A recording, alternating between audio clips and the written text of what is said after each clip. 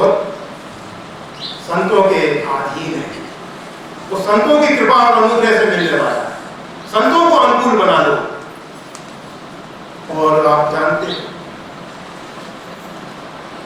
साधु संत और कुछ नहीं चाहते, भाव की अंजलि बस, और कुछ नहीं चाहिए इनको। अंदर का शुद्ध प्रेम, शुद्ध भाव। जैसे हमें मालूम है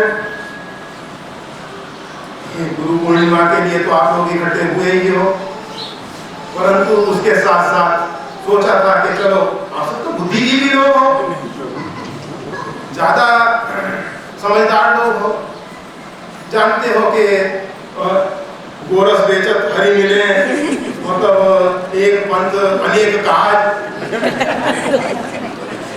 गुरु पूर्णिमा का पर्व भी मनाएगा, गुरुदेव को मत्था भी टेक लेंगे, उसके साथ साथ अपनी समस्याएं भी लाए हैं, बहुत से लाए हैं, नहीं कर पा रहे, वो एक अलग मजबूरी है। तो वो हमें मालूम है कि आप सब खाली ये सब सुनने के लिए नहीं बैठे हुए हो, पर हमारी भी अपनी कुछ मजबूरी है कि आज के पवित्र दिन दो पंखुड़ी शब्दों की, क्योंकि सदगुरुदेव श्री स्वामी जी महाराज परमात्मा श्री राम, वो तो अंदर की सब स्थिति को जानते हैं, अच्छे ढंग से जानते हैं। हम जितना अपने आप को नहीं जानते उससे अधिक वो हमको जानते हैं। फिर भी आपके सबके समक्ष, क्योंकि हमने तो आपको पहले ही बता दी कि हम सब जो भक्ति करते हैं वो दिखाने के लिए करते हैं, तो ये शब्द पुष्पांजलि आप सबको दिखाने के लिए कर रहे हैं कि हम चढ़ा रहे हैं उनके चरणों में शब्दों की पुष्पांजलि, भाव पुष्पांजलि चढ़ा रहे हैं।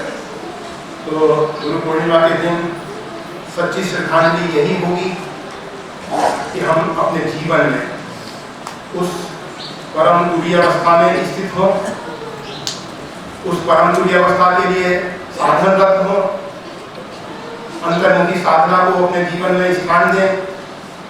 शरीर, मन और जो जिस प्रकार की योग्यताएं परमात्मा ने हमको दी हैं उसका हम सदुपयोग संत सेवा के लिए करें, प्राणी मात्र की सेवा के लिए करें, जीव मात्र की सेवा के लिए करें।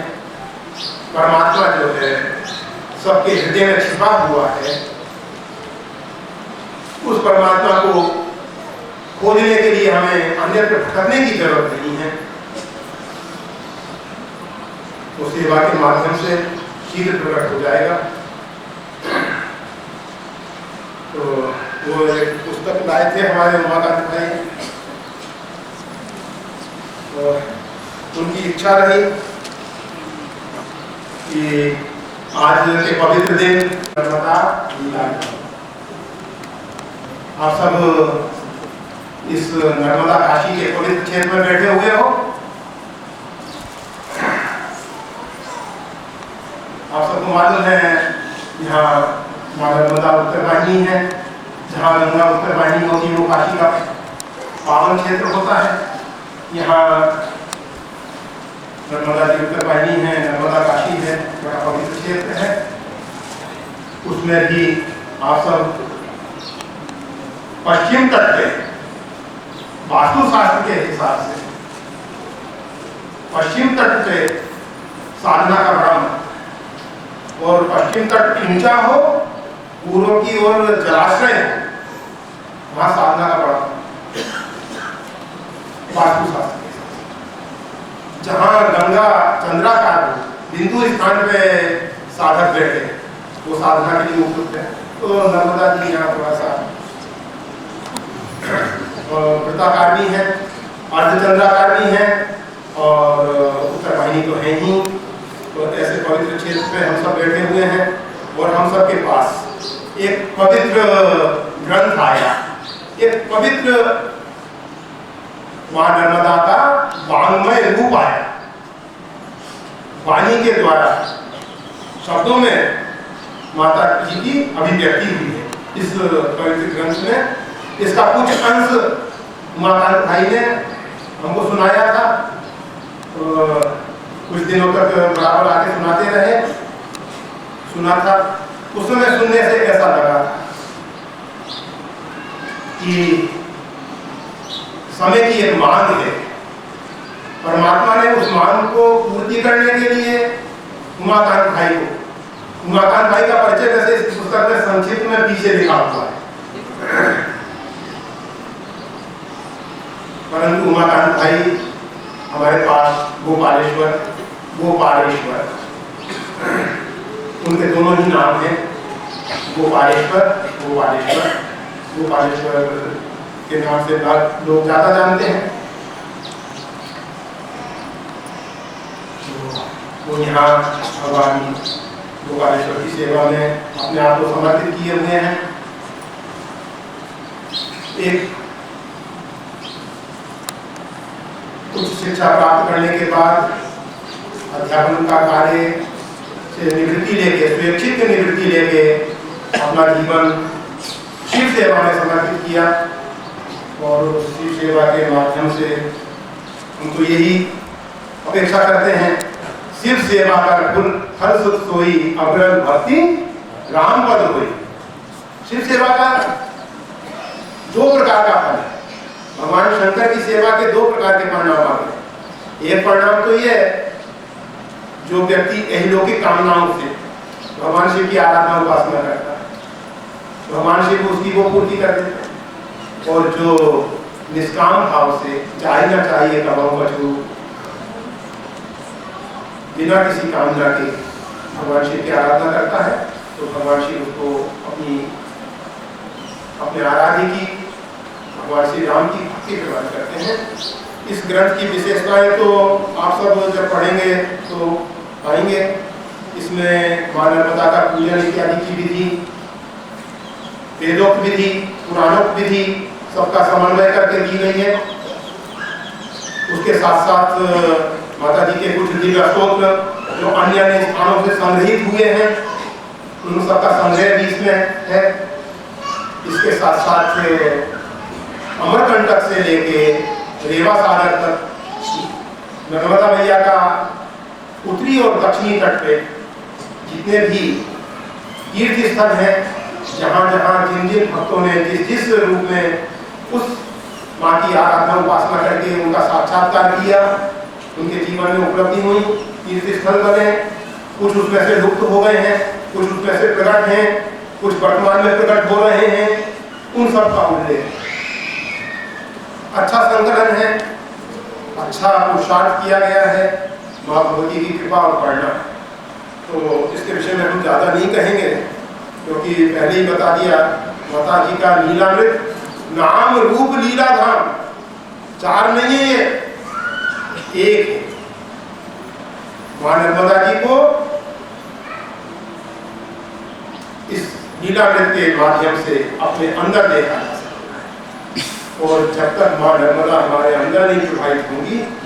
आप जानते हो ना, नर्मदा शब्द का नर्मदा, जो नर्म अर्थात सुख को देने वाली है, जो सुख की जननी है, सुख की दाता है, जो सुख देती है, नर्मदा।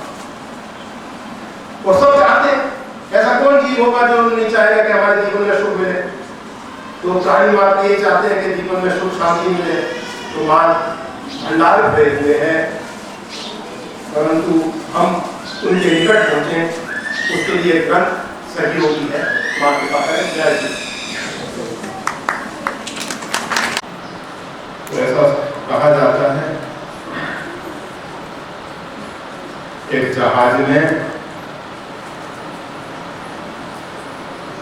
एक सैन्य कर्मचारी अपनी नवविवाहिता पत्नी के साथ चला था।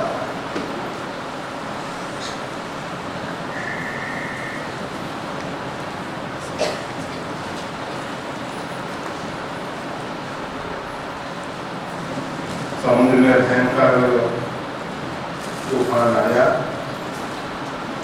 सब भयभीत हुए, फैक्ट्री का सायरन बजा,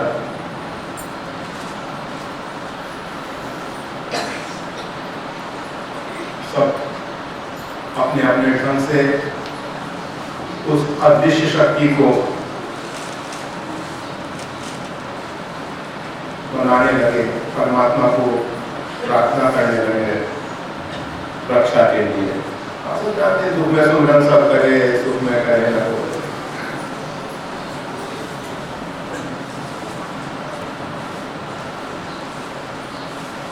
वो जो सैन्य कर्मचारी है उत्पलासी, वो निर्भीक बैठा था। उसको देख के उसकी पत्नी ने पूछा, ऐसे संकट के समय सब अपने अपने आराध्य का स्मरण कर रहे हैं, आपको परमात्मा का स्मरण करना चाहिए, प्रार्थना करनी चाहिए। उसने अपने जेब में से रिवॉल्वर निकाले और पत्नी के गले पे लगा। पत्नी ने कहा, ऐसे समय भी आपको मजाक सूझ रहा है, तो मजाक का समय है। मैं तो मजाक नहीं कर रहा, तुमको मेरे इस हथियार से भय नहीं? मैं जानती हूँ आप मेरे हो, कभी भी आप मेरे ऊपर ऐसा नहीं करो। हम सब अविश्वासी हैं, परमात्मा के ऊपर हमको विश्वास नहीं है। हमारे जीवन में जो भी घटनाएं घटती हैं वो हमारे हित के लिए होती हैं, हमारे मंगल के लिए होती हैं, हमारे कल्याण के लिए होती हैं। हम भूल जाते हैं कि परमात्मा सारी सृष्टि का नियंता है, नियामक है। सारी सृष्टि उसके संकल्प में चलती है। हम और आपने सृष्टि नहीं बनाई है,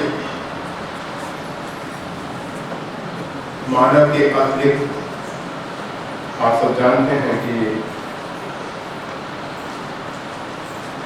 अंतरिक्ष में जितने भी तारे, ग्रह, नक्षत्र घूम रहे हैं, उनका नियामक परमात्मा ही है। भूमंडल पे भी हम सब देखते हैं, वृक्ष, वनस्पति हैं, सरिताएं और मानव के अतिरिक्त जितने भी इतर प्राणी हैं, अन्य प्राणी हैं, वो सब अपने आप में निश्चित हैं और उनमें समुचित विकास हो रहा है। उनका नियंता भी परमात्मा है। सिर्फ मानव अपने आप को कर गुजरात का है, तब तो अपना ही है। तब तो फिर अच्छा, हाँ वो कहाँ के फिर उसके बाद